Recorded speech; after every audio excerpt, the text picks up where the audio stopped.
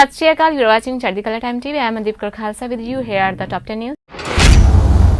A massive fire consumed Notre Dame Cathedral on Monday, gutting the roof of the Paris landmark and stunning France and the world. The firefighters saved the main bell towers and outer walls from collapse before bringing the blaze under control. Flames that began in the early evening burst rapidly through the roof of the 8th century-old cathedral and engulfed the spires, which toppled quickly, following the entire roof. The fire, after burning for about 8 hours, was largely extinguished by 300 CET on Tuesday.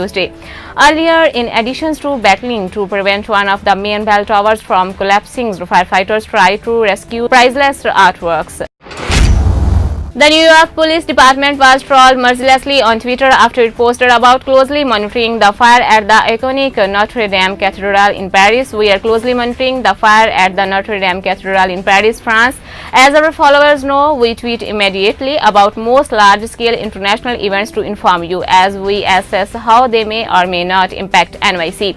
NYPD's Counter-Terrorism Bureau tweeted on Monday after the tweets. NYPD was mocked by social media users, with one asking, "What is the risk of it spreading to the US?" 1 week after an F-35A stealth fighter jet crashed off the northeastern coast of Japan, US and Japanese military vessels are struggling to find the wreckage and protect its valuable secrets. The Japanese jet vanished from the radar on April 9th over the Pacific as it was conducting a training missions with 3 other aircraft some 135 kilometers east of the Misawa, northeastern Japan. A defense ministry spokesman told AFP that the remains of the jet's tail had been found, but they were still hunting in vain for the rest of the fuselage as well as the pilots.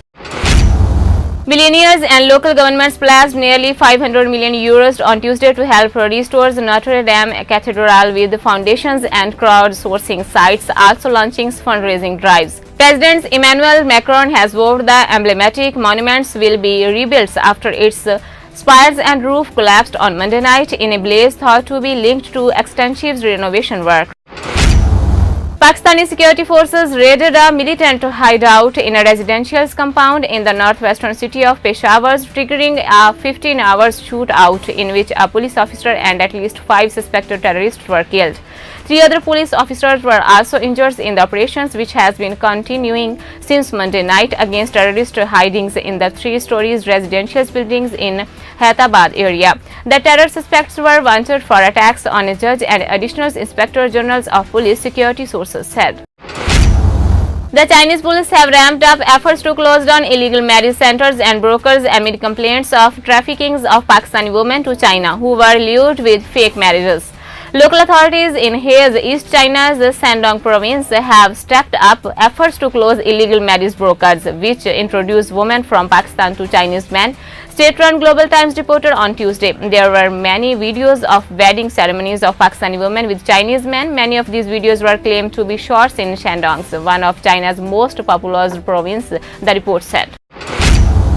Malaysia would have faced a $5 billion United States penalty if a China-backed rail project was axed entirely, the Prime Minister said on Monday after a deal was reached to review the controversial scheme. Last week, Malaysia and China agreed to push ahead with the railway at a 30% lower cost, lifting a suspension slapped on the project when a corruption-plagued regime lost powers last year. It was amongst several pleasing financed deals in the Southeast Asian country put on hold after the change of government amid concerns they lacked transparency and were aimed at funneling cash to the administrations of ex-leader. Sudanese protesters on Sunday demanded the country's military rulers immediately hand power over to a civilian government that should then bring ousted leader Omar al-Bashir to justice. Thousands remains encamped outside the Khartoum's army headquarters to keep up pressures on a military council that took power after ousting Bashir on Thursday. The organizations that spearheaded the protest against Bashir, the Sudanese Professionals Associations, called on the councils to immediately transfer power to a civilian government.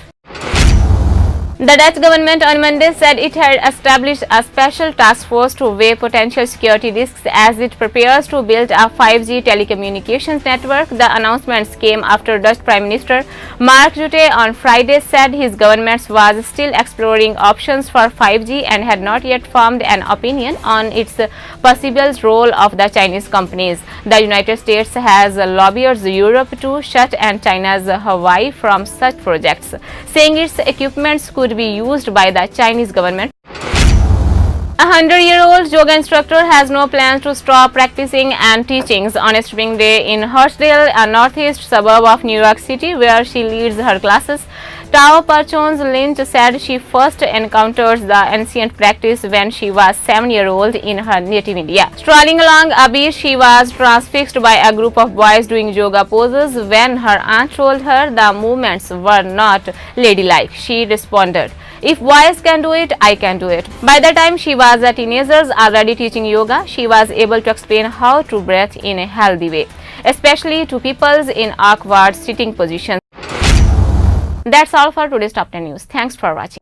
Subscribe करें चढ़दी कला time TV को और latest update पाने के लिए press करें bell icon को।